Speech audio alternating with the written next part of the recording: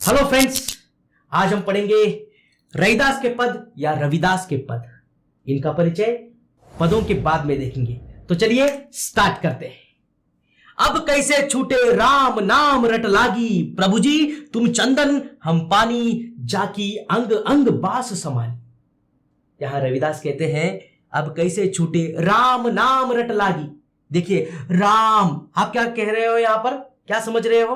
राम नाम मतलब रविदास क्या है, राम के भक्त थे? नहीं, राम मतलब इनके अनुसार केवल राम नहीं, दशरथ पुत्र राम नहीं है। इनके अनुसार राम मतलब अल्लाह भी हो सकता है, गॉड, टोटल गॉड। समझ में आ रहा है? अल्लाह, गॉड, ईश्वर, आप इस तरह कुछ भी ले लीजिए। तो यहां पर कहते हैं अब कैसे छूटे राम नाम रट लागी। मुझे तो प्रभु भगवान ईश्वर अल्लाह तुम्हारा नाम स्मरण करना, तुम्हारा ही मनन करना, तुम्हारा ही नाम जपने की आदत लग गई है, तुम्हारा ही ध्यान करने की, तुम्हारा ही नाम लेने की आदत लग गई है। अब यहाँ रट नहीं छूटेगी, यहाँ आदत नहीं छूटेगी। प्रभु जी तुम चंदन हम पानी। प्रभु तुम कैसे हो? चंदन के समान हो। चंदन जानते हैं आप? पुष्पा, हाँ पुष्पा, लाल चंदन, झुकेगा नहीं साला। हाँ, तो चंदन कहकर एक पेड़ होता है, उस पेड़ को क्या है, चंदन कहते हैं। उसके लकड़ी को चंदन की लकड़ी कहते हैं। उसमें खासियत क्या है पता है आपको? आप चंदन के लकड़ी को पानी में डालकर रगड़ोगे तो बाद में पानी को भी अगर से सूंघोगे तो उसके अंदर भी क्या आएगा, चंदन की खुशबू आ जाएगी। तो वो कहते हैं प्रभु जी तुम चंदन के समान महान हो, मगर तुम्हारा नाम रटने की वजह से, तुम्हारे भक्ति करने की वजह से मैं जो पानी के समान साधारण था ना, मुझ में भी तुम्हारे कुछ गुण आ गए हैं। मैं भी थोड़ा बहुत वैल्यूएबल बन गया हूँ, सुगंधित हो गया हूँ। प्रभु जी तुम चंदन, मैं पानी हम पानी, जाकी अंग अंग बास समानी। अब तो मेरे भी अंग अंग में, रोम रोम में खुशबू आने लगी है। किसकी खुशबू? चंदन की नहीं। यहाँ पर राम, तुम्हारा नाम जप रहा हो ना, राम मतलब गॉड, ईश्वर, अल्लाह, तुम्हारा ही नाम जपने से मुझ में भी क्या है, बहुत अच्छी क्या है, खुशबू की तरह बातें निकल रही है। मेरे विचार, मेरा सब कुछ बदल गया है।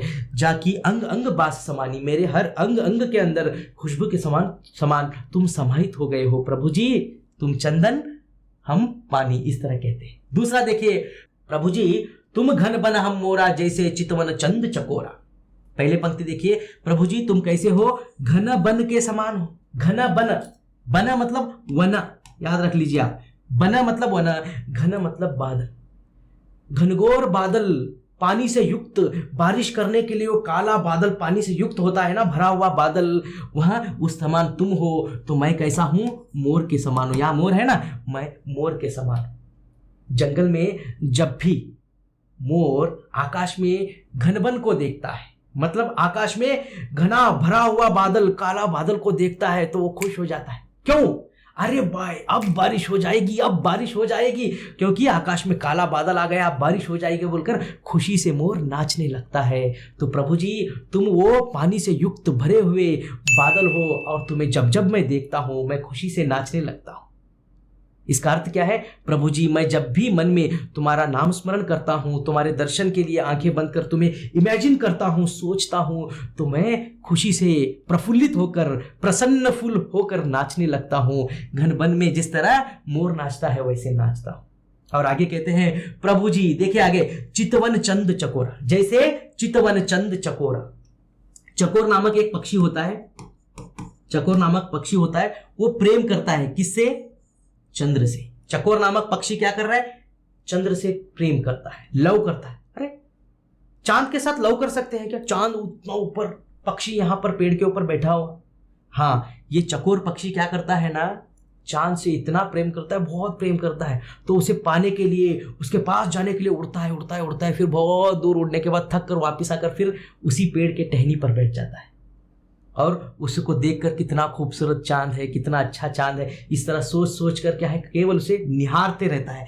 देखना, चितवन मतलब देखना या जस्ट देखना या निहारना। हाँ, वहां निरखना हो गया, मतलब निहारना, देखना। इस तरह यहाँ क्या है, चकोर पक्षी देखता है ना, प्रभु जी मैं भी तुम्हें केवल मन ही मन देखता हूँ, और तुम्हें पाने के लिए बहुत ही अंदर से अंदर कोशिश करता हूँ। जैसे चितवन चंद चकोरा, चकोर पक्षी चांद को पाने के लिए जिस तरह प्रयत्न करता है, मैं वैसे करता हूं। प्रभु जी तुम बहुत महान हो, बहुत अच्छे हो, इस तरह रैदास कहते हैं। आगे देखिए, प्रभु जी तुम दीपक हम बाती, प्रभु तुम दीपक हो तो मैं बाती हूँ। ये रहा दीपक, और इसके अंदर यूज होने वाला बाती, रुई का कपड़े का बाती बनाते हैं ना। प्रभु जी तुम दीपक हो तो मैं एक बाती हूँ, और तुम्हारी ज्योत जलते रहती है, मैं खुश होते रहता हूँ। तुम प्रकाश देते रहते हो, तुम्हारे नाम स्मरण में मैं प्रकाश ले लेकर खुश हो रहा हूँ। प्रभु जी तुम दीपक मैं बाती, जाकी ज्योति बरे दिन राती। और क्या कहते हैं, जाकी ज्योति, मतलब ये जो दीपक है, इस दीपक की ज्योति क्या करते रह रही है, और बढ़ रही है, दिन रात और बढ़ रही है, और मेरी बाती जल रही है, तो मैं बहुत खुश हो रहा हूं। मेरा जीवन सफल हो रहा है, तुम और प्रकाश दे रहे हो, और प्रकाश दे रहे हो, तो मेरी आयु तो घट रही, बाती मैं बाती हूं ना, मेरी आयु घट रही है, और तुम्हारा प्रकाश बढ़ते ही जा रहा है। मुझे बहुत बहुत खुशी हो रही है। मतलब तुम्हारे प्रकाश के अंदर, तुम्हारे नाम स्मरण में मैं अपने आप को खो रहा हूं। रोज दिन गुजर रहे हैं ना, तो इस तरह रविदास की आयु कम होती जाती है ना, तो उस तरह वैसे ही क्या है, तुम्हारे नाम स्मरण में और प्रकाश बढ़ रहा है, और उजाला हो रहा है, मैं खुश हो रहा हूँ। मेरी आयु घट रही है, परवाह नहीं है, मगर मैं तुम में लीन हो रहा हूँ, मुझे बहुत अच्छा लग रहा है। प्रभु जी तुम दीपक हम बाती, जाकी ज्योति बरे दिन राते। बरे में तुम बढ़ रही है, तुम्हारी ज्योति बढ़ रही है, दिन रात बढ़ रही है, मुझे बहुत अच्छा लग रहा है, तुम्हारे प्रकाश में मैं डूब रहा हूँ। प्रभु जी थैंक यू, इस तरह वह कहते हैं। आगे ये बहुत इंपॉर्टेंट, मुझे बहुत पसंद है। प्रभु जी तुम मोती हम धागा। यहाँ क्या कहते हैं, प्रभु जी तुम ये मोती हो तो मैं धागा हूं। मोती आप जानते हैं ना, मोती बहुत ही कॉस्टली होते हैं मोती। और धागे की कीमत कैसी होती है, धागा बहुत सस्ता होता है, 5-10 रुपए में मिल जाता है। मोती मिलेगा क्या, नहीं, मोती के लिए हजारों लाखों रुपए खर्च करना पड़ेगा आपको।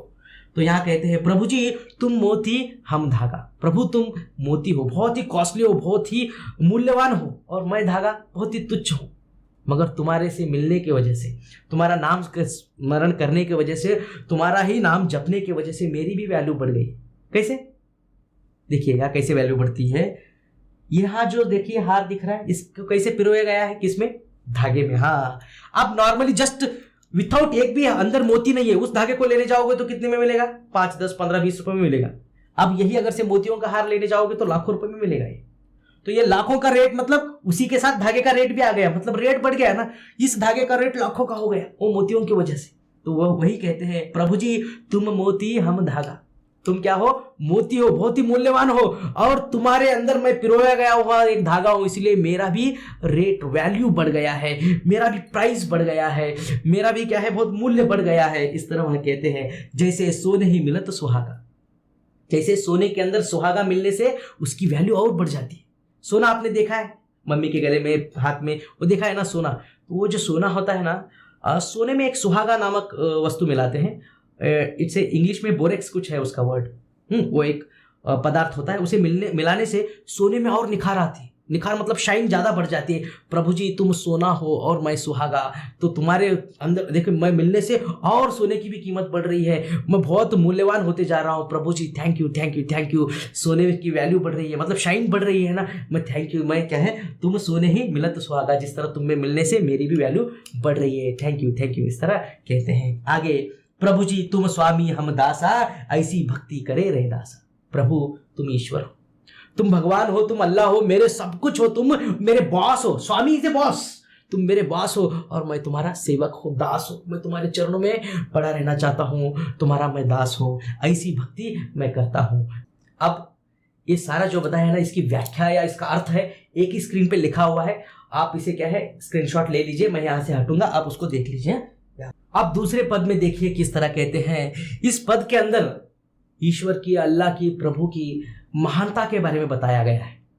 पहले पद में हमने क्या देखा, वहां अपने आप को प्रभु के साथ संबंधित कर रहे हैं कि किस तरह मेरा संबंध प्रभु के साथ, वो क्या है, चंदन है तो मैं पानी हूँ, वो मोती है तो मैं धागा हूँ, इस तरह बताते हैं। यहाँ पर वो प्रभु की महानता, उनके गुणों का गुणगान कर रहे हैं। ठीक है, तो वो देखते हैं। यह देखिए, ऐसी लाल तुझ बिन कौन करे, ऐसी लाल तुझ बिन कौन करे। लाल मतलब स्वामी।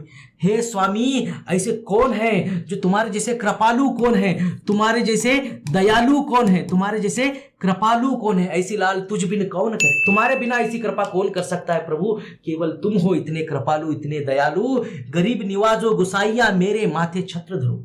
तुम गरीब निवाजो गुसाइया हो, मतलब दीन दलित दुखियों पर दया करने वाले हो। तुम गरीब निवाज, गरीब निवाज गुसाइया, गुसाइया मतलब क्या है, देखिए गरीब निवाज गुसाइया, दीन दुखियों पर दया करने वाले हो तुम। और मेरे माथे के ऊपर, मेरे माथे मतलब मेरे सर के ऊपर छत्र धरे, छत्र मतलब ये छतरी होती है ना, ऐसा ये छतरी के समान तुम हो, मतलब तुम्हारे छत्र छाया में, तुम्हारे ओट में, तुम्हारे गोद में, तुम्हारे शरण में मैं हूं। अब मुझे किसी का डर नहीं है, मैं तुम्हारे शरण में आ गया हूं प्रभु, तुम मेरे स्वामी हो। देखो कैसे हो तुम, ऐसी लाल तुझ बिन कौन करे, तुम्हारे जैसा कृपा कोई नहीं कर सकता। तुम गरीब, दीन, दुखी, दलित, उन सब के क्या हो, रखवाले हो, दया करने वाले हो मेरे माथे पर। मतलब रैदास कहते हैं तुम मेरे माथे पर छत्र के समान हो। राजा महाराजा लोग पहले क्या है, किसी को भी अपने छत्र छाया में लेते थे, मतलब अपने संरक्षण में लेते थे, मैं तुम्हारे संरक्षण में हूं। इस तरह रैदास कहते हैं मेरे माथे मतलब तुम्हारा ही छतरी के नीचे मैं हूं, मेरे माथे के ऊपर तुम्हारी छतरी है, मैं तुम्हारे शरण में हूं, तुम मेरे रखवाले हो। इस तरह कहते हैं जाकी छोटी जगत कौ लागे तापर तही ढरे। कहते हैं जाकी छोटी, छोटी मतलब यहां पर होता है देखिए छुआछूत करने वाले, अस्पृश्यता। जाकी छोटी जगत कौ, जगत, जगत या विश्व, पूरा हमारे पूरे विश्व के अंदर क्या था, जाति व्यवस्था थी, अस्पृश्यता थी, छो मत, ये मत करो, वो नीचे जाति के हैं, वो चमार है। देखिए बेसिकली रैदास क्या होते हैं, चमार होते हैं, जो चमड़ी का काम करते हैं, चप्पल वो बनाते हैं ना, उन्हें कहते हैं चमार। तो रैदास क्या थे, चमार थे, इसलिए उसीलिए बता रहे हैं कि जाकी छोटी जगत को, जगत में सब लोग क्या है, जाति, जाति की बात करते थे, नहीं छीना चाहिए, अस्पृश्यता की बात करते थे। तो यहां पर कहते हैं लागे तापर तू ही ढरे, वहां पर तुम क्या कर रहे हो, द्रवित हो रहे हो। ढरे मतलब द्रवित होना, तुम क्या कर रहे हो, उनके ऊपर दया दिखा रहे हो, तुम जाति फीति नहीं करते, तुम्हारे पास जो भी आता है सच्चे मन से, जो भी भगवान का नाम स्मरण करता है तुम उन्हें स्वीकारते हो। प्रभु तुम कितने अच्छे हो, तापर तू ही ढरे, तुम द्रवित होते हो, तू ही ढरे, ढरे मतलब तुम द्रवित होते हो, दया दिखाते हो। नीचो ऊंच करे मेरा गोविंद काहू ते न डरे। देखिए ये अच्छा है बहुत, नीचो ऊंच करे, जो नीच है मतलब जो जाति के बहुत नीच है, समाज उन्हें नीचा मानता है, उनको भी तुम ऊंचा बनाते हो। आगे उदाहरण भी देते हैं, वो देखेंगे सेकंड लाइन में। कहते हैं नीचो ऊंच करे, जो नीचे जाति के हैं उन्हें भी तुम ऊंचा बना देते हो। तुम्हारा नाम स्मरण जो करता है, प्रभु का गुणगान जो गाता है, प्रभु ईश्वर के ही बारे में जो सोचता है, उनकी जो सेवा करता है, नीचो ऊंच करे मेरा गोविंद काहू ते न डरे। तुम किसी से नहीं डरते, तुम किसी के भी अधीन नहीं हो, तुम सबसे श्रेष्ठ महान हो, तुम नीचे रहने वाले व्यक्ति को भी ऊपर बिठा देते हो। कैसे, उनके कर्मों को देखकर, उनकी भक्ति को देखकर तुम उन्हें महान बना देते हो। जैसे कि नामदेव, नामदेव महाराष्ट्र के बहुत ही फेमस प्रख्यात संत हुआ करते थे, वह भी साधारण से थे, उन्हें भी तुमने क्या है भक्ति करने की वजह से पूरे महाराष्ट्र में हर व्यक्ति जानता है नामदेव कौन है। महाराज, संत महाराज कहा जाता है इन्हें, नामदेव जानते हैं, तो इसलिए नामदेव को तुमने महान बनाया। कबीर, नीचे जाति के कबीर जुलाहा थे, जुलाहा जो क्या करता है कंबल पिंबल बनाते हैं, वैसे जुलाहे को, अपने कबीर के दोहे पढ़े हैं ना, वैसे ही कबीर को तुमने क्या किया, जो भक्ति करेगा, जो ईश्वर के ओंठ में चला जाएगा, शरण में चला जाएगा, उसे कबीर बना दिया तुमने, महान बना दिया। और एक आते हैं त्रिलोचन, सबसे सिंपल पर्सन, एक साधारण व्यक्ति था, उन्हें भी तुमने संत बना दिया, महान बना दिया। और एक आते हैं सधना, सधना, ये सधना कसाई थे, कसाई जो बकरे को काटकर उसका मीट बेचते हैं ना, गोश्त बेचते हैं ना, वैसे कसाई थे, कसाई को भी तुमने श्रेष्ठ बना दिया। भक्ति काल के अंदर ये सब लोग आते हैं, इनका नाम आता है, इनके लिखे हुए पद आते हैं, तो वो आज सब हमारे किताब में सिलेबस में है, तो उतने फेमस हो गए। क्यों? भक्ति करने की वजह से, ईश्वर, अल्लाह, गॉड, प्रभु का नाम स्मरण करने की वजह से, उनकी आराधना करने की वजह से वो इतने फेमस हो गए, वो सब आज हमारे सिलेबस में है। तो इस तरह तुम्हारे नाम करने से क्या है, नामदेव, कबीर, त्रिलोचन, सधना। और एक आते हैं सैनू, सैनू क्या थे पता है, नाई, नाई मतलब कटिंग करते हैं ना, कटिंग, बार्बर, यस बार्बर, तो वो एक बार्बर कटिंग करने वाले के भी नाम, उनके भी पद लिखे हुए, उनका भी सिलेबस हमारे सामने है, यहाँ पर नहीं, और भक्ति काल में देखने मिलता है। तो वैसे सैनू को भी तुमने क्या किया, कर दिया है, मतलब महान कर दिया है, उन्हें भी ग्रेट बना दिया है। तुम क्या करते हो, नीच को भी ऊंचा बना देते हो, उनको कर्मों को देखकर, उनकी भक्ति को देखकर। प्रभु तुम कितने श्रेष्ठ हो, कितने महान हो, कितने दयालु हो, ओ प्रभु बोलकर प्रभु का गुणगान कर रहे। आगे देखो क्या कहते रहे दस, कही रविदास सुनहु रे संत हु हरिजीव ते सभे सरे। रविदास यहाँ कहते हैं, कही रविदास, रविदास यहाँ कहते हैं सुनहरे संतु, सुनहरे संतु, संत हु मतलब बहुत लोग समझते हैं संत स्वामी साधु लोग, नहीं, संत हु मतलब बुद्धिजीवी, जो थोड़ा बहुत ज्ञान रखते हैं, जिन्हें समझ आती है ना, वो सभी संत हूं मतलब लोगों, डायरेक्ट इनडायरेक्टली कह रहे हैं वो लोगों, सुनो रे लोगों, जो कोई भी हरि मतलब वही गॉड, यहां पर दशरथ पुत्र राम नहीं, हरि मतलब हरिजीव, हरि मतलब भगवान के नाम का स्मरण जो भी करेगा, ईश्वर का नाम का स्मरण जो भी करेगा, अल्लाह का नाम का स्मरण जो भी करेगा, ते सभी सरे मतलब सभी का उद्धार हो जाएगा, सभी का क्या है, उद्धार हो जाएगा, सभी भी श्रेष्ठ हो जाएंगे, महान हो जाएंगे, जीवन सफल हो जाएगा। इस तरह इस पद में यहां पर क्या है रविदास बताते हैं। देन इसकी व्याख्या या इसका अर्थ देखिए, यहां पर है, स्क्रीनशॉट मार लीजिए। अब रविदास का परिचय देखिए। रविदास का और एक नाम रविदास है।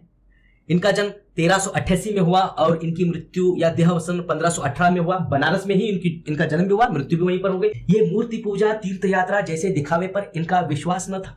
जो दिखावे की भक्ति करते हैं, मैं तीर्थ यात्रा जा रहा हूं, मूर्ति पूजा करना, ये विश्वास नहीं करते थे। वह व्यक्ति की आंतरिक, वह क्या करते थे, व्यक्ति की आंतरिक भावनाओं और आपसी भाईचारा, सबसे इंपॉर्टेंट ये किसे देते थे, आपसी भाईचारा होना चाहिए जी, आपस में लड़ना नहीं है। और हमारे अंदर आंतरिक भावना क्या है, अंदर किस तरह हमारा दिल है, किसी का बुरा चाह रहे हो क्या किसी के लिए अच्छा सोचते हो, तो उस तरह आंतरिक भावना को सच्चा धर्म मानते थे, उसे को क्या करते थे, सच्चा धर्म मानते थे। इंपॉर्टेंट धर्म क्या है, आपसी भाईचारा होना चाहिए, व्यक्ति की आंतरिक भावना, अंदर आपकी दूसरों के प्रति किस तरह की भावना है, वही सच्चा धर्म है, यह मानते थे।